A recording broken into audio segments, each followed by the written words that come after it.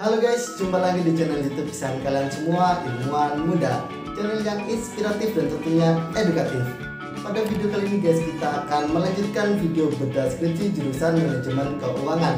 Kalau di video sebelumnya adalah di bab satunya, bab pendahuluan, di video kali ini adalah bab duanya, yakni bab tinjauan pustaka. Jadi buat kalian yang belum nonton video bab satunya, tonton dulu di link berikut agar nyambung di video pembahasan kali ini. Oke, langsung saja saksikan yang satu ini, cekidot.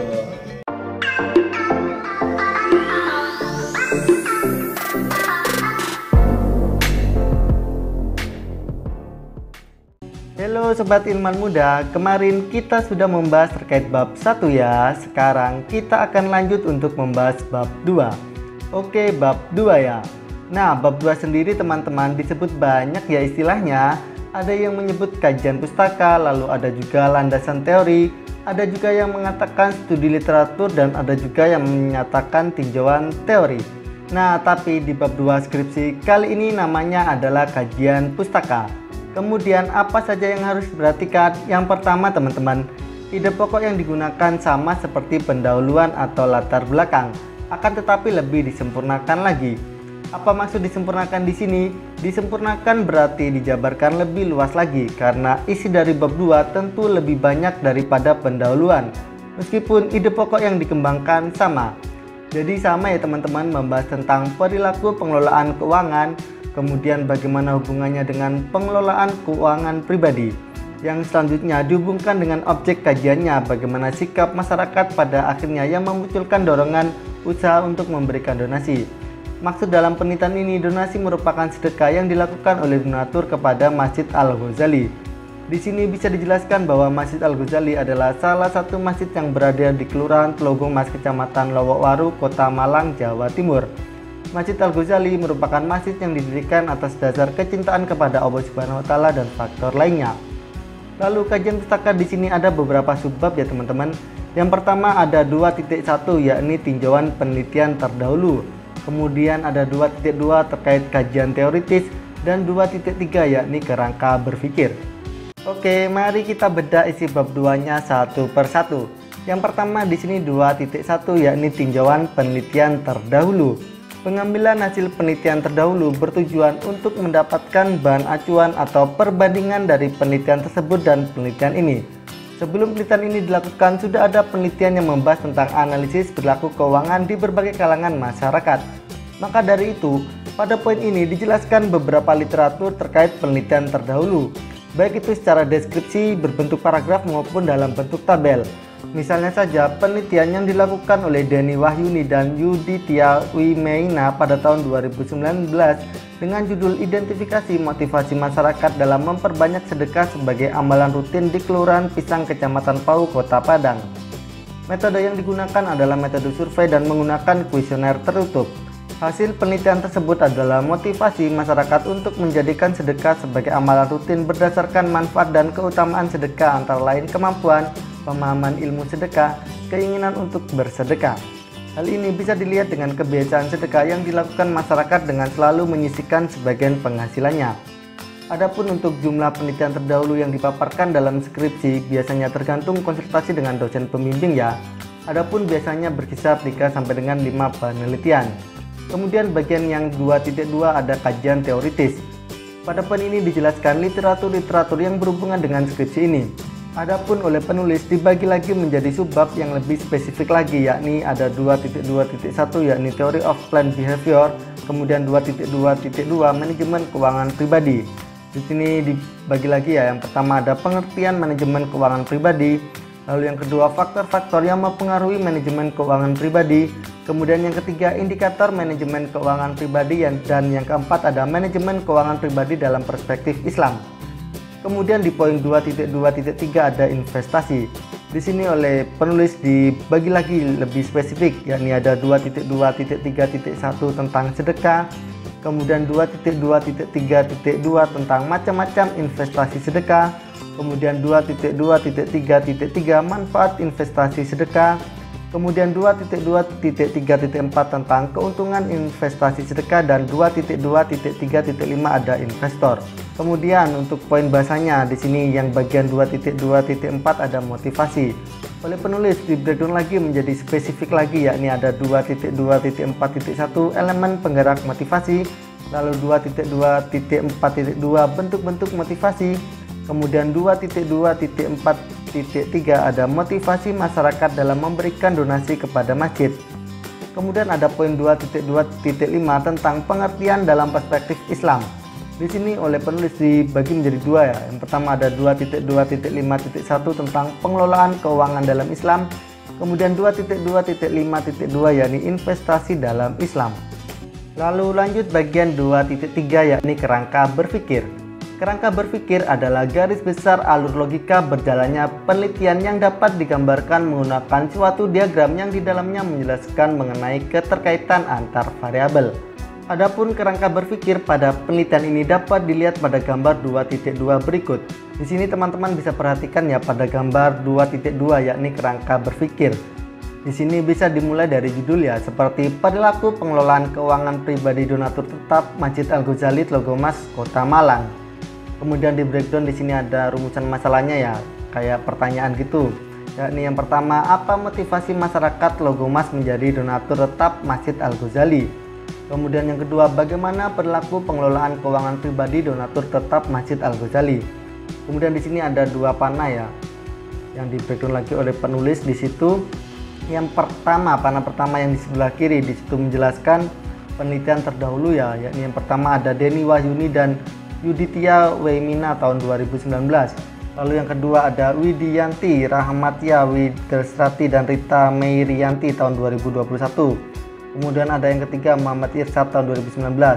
Lalu yang keempat Farahma Mujanatus Niswa Liyatul Mutmain dan Dia Ayu Logowati tahun 2019. Kemudian yang kelima ada Teresia Debi Mustika Sufiati Purwanegara dan Atik Afrianingsi tahun 2019. Kemudian yang keenam Muhammad Kasiti dan Urung Faisal Jamal tahun 2016. Lalu yang ketujuh ada Widantorik Fajar Astiwi dan Andriani tahun 2021. Dan yang kedelapan ada Imamatu Salamatil Mustaidah tahun 2019.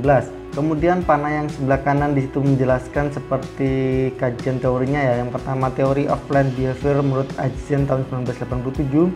Yang kedua manajemen keuangan pribadi dan yang ketiga investasi akhirat atau sedekah.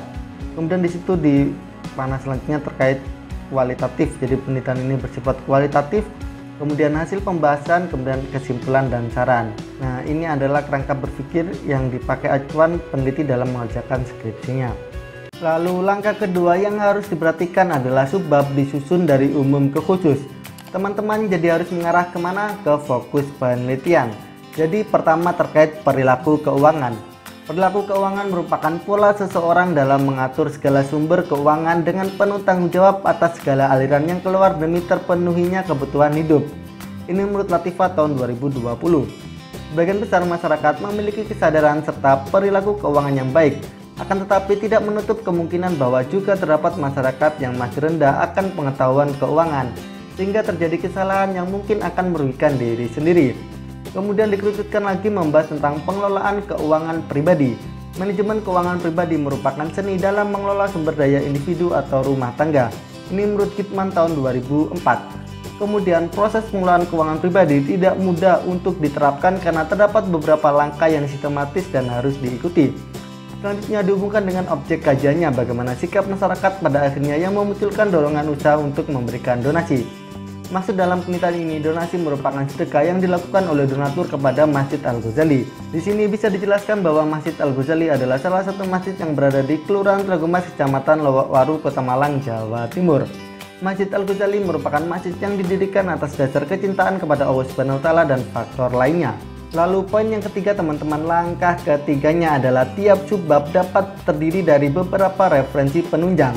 Jadi di sini satu paragraf itu bisa terdiri dari lebih dari satu referensi ya teman-teman, dan referensinya juga harus update ya, harus terbaru apalagi jika menggunakan jurnal. Nah misalkan contohnya seperti ini teman-teman, ini yang membahas terkait manajemen keuangan pribadi.